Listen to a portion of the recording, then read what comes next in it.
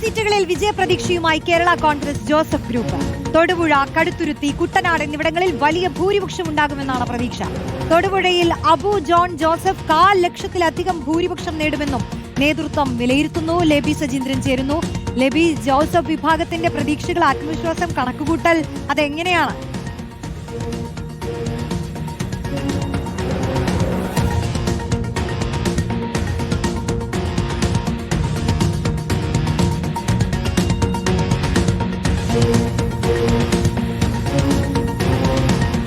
സീറ്റുകളിലാണ് വിജയപ്രതീക്ഷയുണ്ടെന്ന് Kerala Congress Joseph വിഭാഗം കരുതുന്നത്. തൊടുപുഴ, കടുത്തുരുത്തി, കുട്ടനാട് എന്നിവിടങ്ങളിലൊക്കെ വലിയ ഭൂരിപക്ഷം ഉണ്ടാകുമെന്നുള്ള പ്രതീക്ഷയിലാണ്. ഈ വോട്ടെടുപ്പിന് ശേഷം തന്നെയുള്ള വിലയിരുത്തൽ, അത് തൊടുപുഴയിലാണെങ്കിൽ അബു ജോൺ ജോസഫ് 1.5 ലക്ഷത്തിലധികം ഭൂരിപക്ഷം നേടുമെന്നൊക്കെ കരുതുന്നു.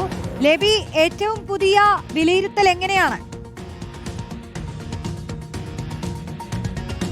റോഷിനി, വലിയ പ്രതീക്ഷയാണ് ഇത്തവണ കേരള കോൺഗ്രസ് ക്യാമ്പിലുള്ളത്. അതായത് കഴിഞ്ഞ തവണ മത്സരിച്ച 10 സീറ്റുകളിൽ 2 മാത്രമാണ് വിജയിക്കാനായത്, തൊടുപുഴയിലും കടുത്തുരുത്തിയിലും. എന്നാൽ ഇത്തവണ 2 സീറ്റുകൾ കോൺഗ്രസിന് വിട്ടു നൽകിയിരുന്നു.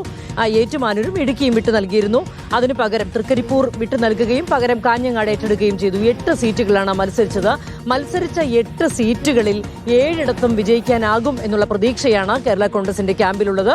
തൊടുപുഴയിൽ അബു ജോൺ ജോസഫ് മത്സരിച്ച തൊടുപുഴയിൽ വലിയ മുന്നേറ്റമുണ്ടാക്കും. 1.5 ലക്ഷത്തിലധികം വോട്ടുകളുടെ ഭൂരിപക്ഷത്തിൽ വിജയിക്കും എന്ന് പാർട്ടി വിലയിരുത്തുന്നു. കടുത്തുരുത്തിയിൽ മോൻ ജോസഫ് മത്സരിക്കുന്ന കടുത്തുരുത്തിയിലും വലിയ ഭൂരിപക്ഷം തന്നെയായിരിക്കും എന്ന് കരുതുന്നു. കുട്ടനാട് തിരിച്ചുപിടിച്ച വലിയ ഭൂരിപക്ഷത്തിൽ വിജയിക്കുമെന്നാണ് പ്രതീക്ഷ. അതുപോലെ തന്നെ തിരുവല്ല, ചങ്ങനാശ്ശേരി വലിയ പോരാട്ടം നടന്ന 2 മണ്ഡലങ്ങളാണ്.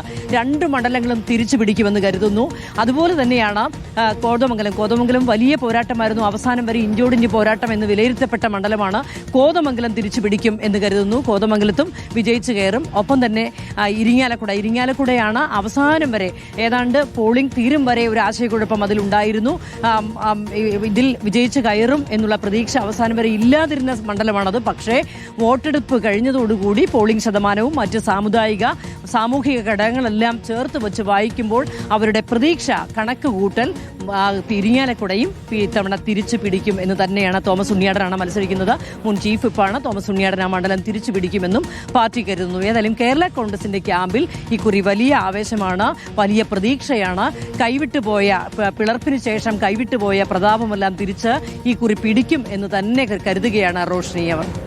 ലെബി സജീന്ദ്രനാണ് കേരള കോൺഗ്രസ് ജോസഫ് വിഭാഗത്തിന്റെ വിലയിരുത്തലുകളുമായി ബന്ധപ്പെട്ട വിവരങ്ങൾ നൽകിയത്.